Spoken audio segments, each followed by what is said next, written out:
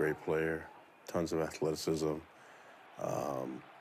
I think we're just barely getting started with him. You know, he doesn't have a lot of starts. I mean, I think maybe, 8 or 9 starts that he's had, but the things that he's done and the teams that he's beaten, things that he's done with his legs, he's really starting to come into his own. Puka Nacua. Big playmaker. He just energizes the team, and but he works really hard.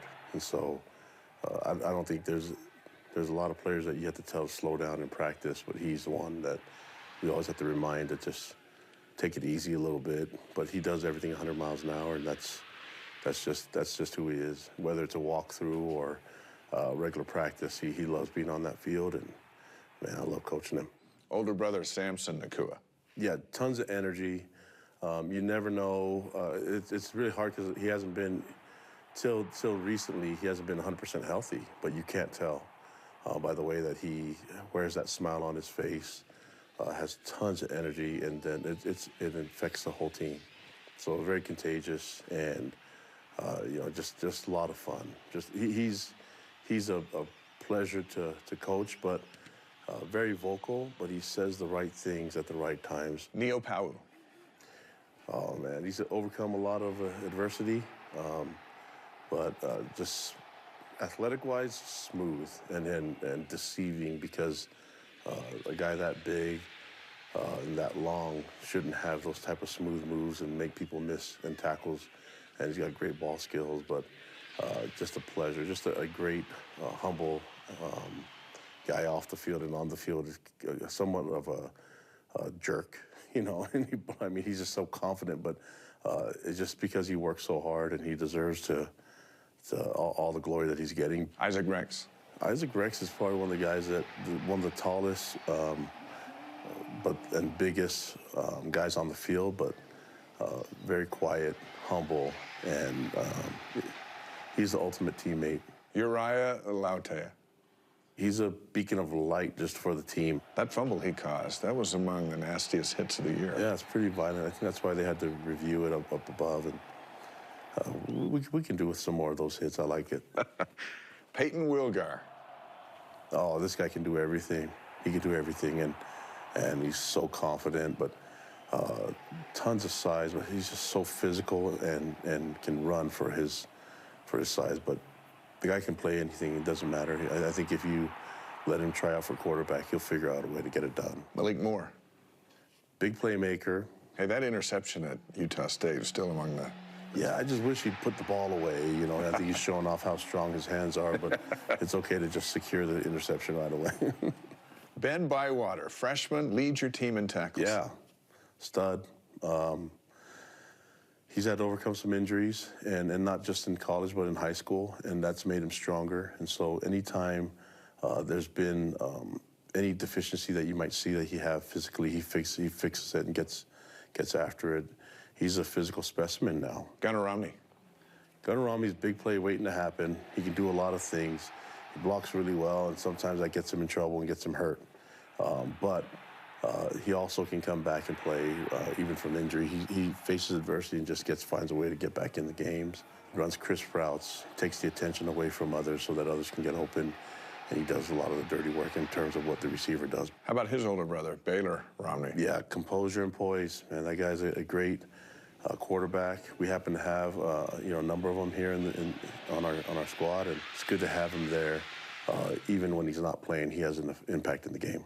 Now the biggest of the Big 12, this group, with Tyler Algier, number 3 in the country in rushing.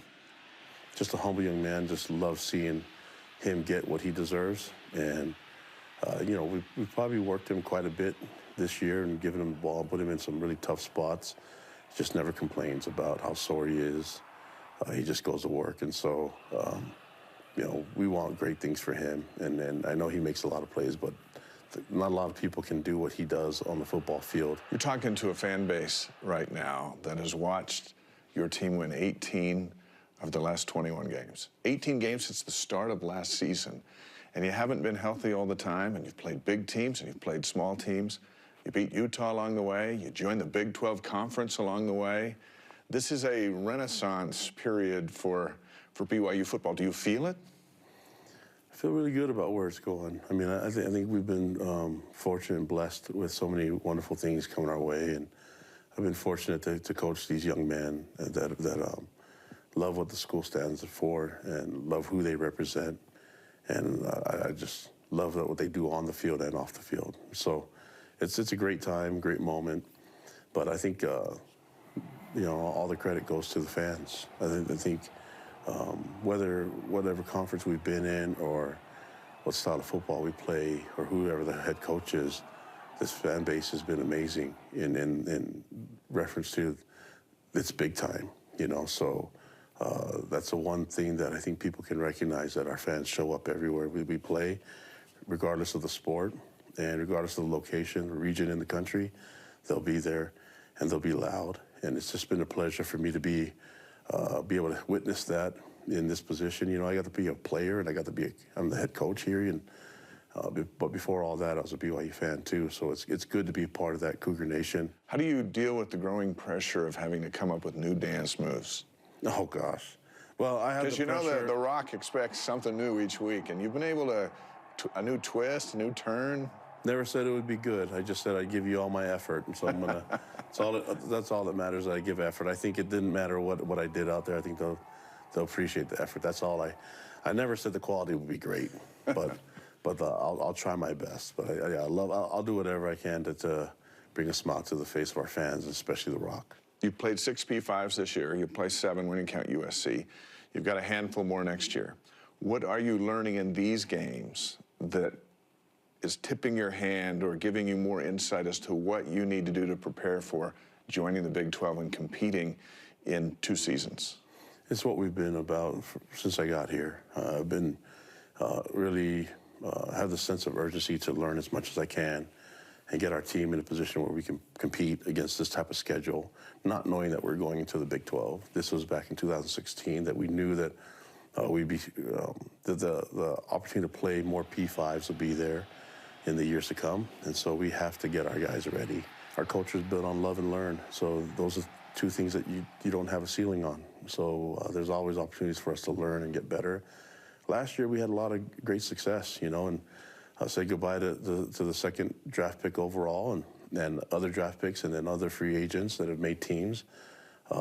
We're playing against those guys that are returning against us this year, and so the key is for us to keep banking on helping develop our young guys to play, but also to make sure that we get the cupboards full every year, and that we have guys that are capable of making plays. And sometimes a 3rd stringer may not see an opportunity to play, but against these type of physical teams, their time comes quicker than they would imagine. So you almost have to be 3 deep going into the Big 12. Yeah, it used to be 2 deep, and everyone would say that they can't have a drop-off between 1 and 2, and I think we might as well go and make it a third string deal, because we're playing with 3rd string guys. I have 123 guys on the roster. I'd like to have 123 possible starters. That's the goal, and if we can develop that way and have that mindset, I think we should be pretty good.